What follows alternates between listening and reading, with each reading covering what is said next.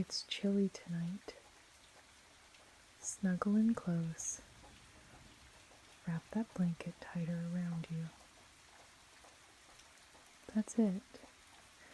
Listen to the rain tapping against the window pane. Steady and rhythmic, almost hypnotic. I've got a mug of something warm here. Spiced apple cider. Do you smell the cinnamon? Take a deep breath. Let it all out. Relax. The wind's picking up, isn't it? Howling a little bit around the eaves. Makes you think of stories. Spooky stories, the kind that make the hair on the back of your neck prickle. I've always loved a good ghost story, haven't you? Especially on nights like this. Remember when we were kids? We used to huddle under the covers with flashlights, telling each other the most outlandish tales. Most of them we'd made up ourselves, of course. Creepy basements and things that went bump in the night. I think I scared myself more than anyone else, half the time. There's something about the darkness, isn't there? It hides things. Lets your imagination run wild. Fills in the blanks with all sorts of possibilities. I heard a story once when I was traveling. I was staying in a little seaside town, very old, lots of history. The kind of place with cobblestone streets and crooked houses that leaned into each other like old gossips. It was a foggy night, much like tonight, but colder. A damp, bone-chilling cold that settled deep in your bones. I was sitting in the local pub, nursing a pint, listening to the locals talk. They were a close-knit bunch, wary of outsiders. But the publican, a kindly woman with a face like weathered leather, took pity on me. She introduced me to an old fisherman, a man with eyes as deep and gray as the sea. He told me this story. He said that generations ago, there was a young woman who lived in the village. She was beautiful, he said, with hair like spun moonlight and eyes the color of the summer sky. She fell in love with a sailor, a handsome lad who promised to return to her after his next voyage. He never did. Weeks turned into months, months into years. The young woman would stand on the cliffs every day, staring out at the endless expanse of gray, waiting for the ship that would never come. Eventually, hope withered and died, replaced by a gnawing despair. One stormy night, consumed by grief, she threw herself into the raging sea. They say her spirit still wanders the coast, searching for her lost love.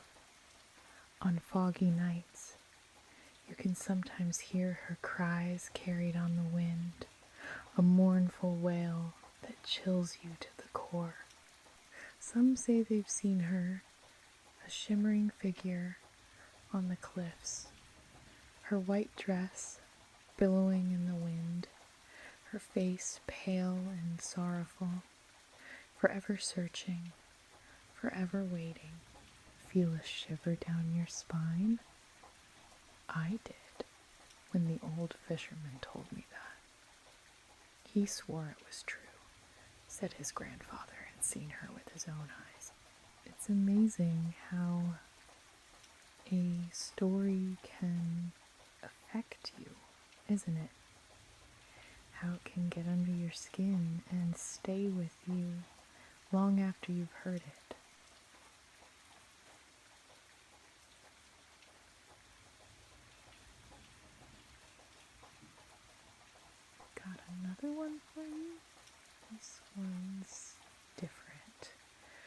less tragic, more unsettling. I heard it from a friend of a friend who swore it happened to her grandmother. It was during the war. Her grandmother lived in an old Victorian house, all dark wood and long, shadowy corridors. She lived alone, her husband away fighting overseas. One night she was awakened by a strange tapping sound. Tap, tap, tap. She lay in bed, listening, her heart pounding in her chest. The tapping seemed to be coming from the attic. She told herself it was just the wind, or maybe a branch against the window. But the tapping persisted. Tap, tap, tap. Finally, unable to bear it any longer, she got out of bed and crept upstairs, her hand trembling as she reached for the attic door. She pulled the door open, slowly, cautiously, peering into the darkness. A single shaft of moonlight illuminated the dusty space, and there, in the center of the attic, she saw a rocking chair, rocking back and forth, slowly, rhythmically, tap, tap, tap, against the wooden floorboards. But there was no one in it. She slammed the door shut, her blood running cold. She never went up to the attic again. And the tapping, she said it continued every night for the rest of her life. Tap, tap, tap. A constant reminder of the unseen presence in her home. Creepy, right?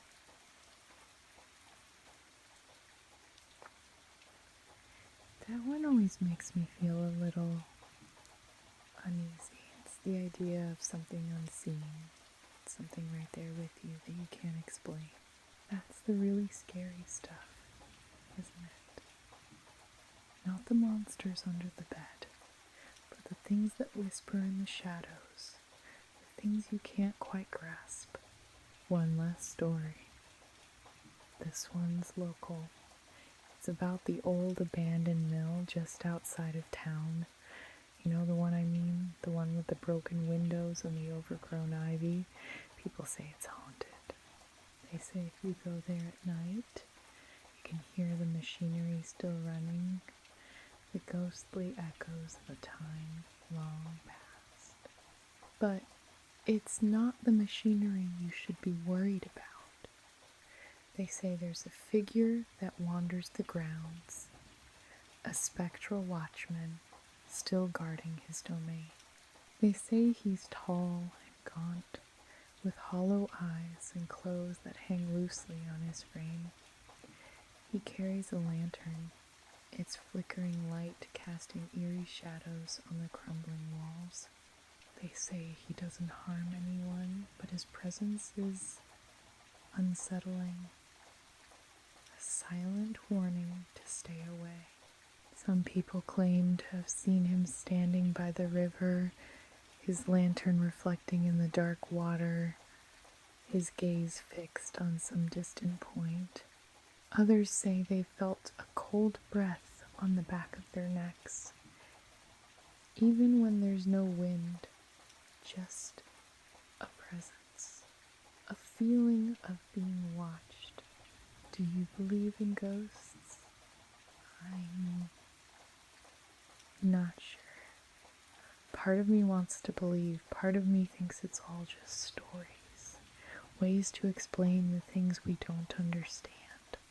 But then, there are nights like this, when the wind howls, and the rain beats against the window, and you can't help but wonder, what if it's getting late?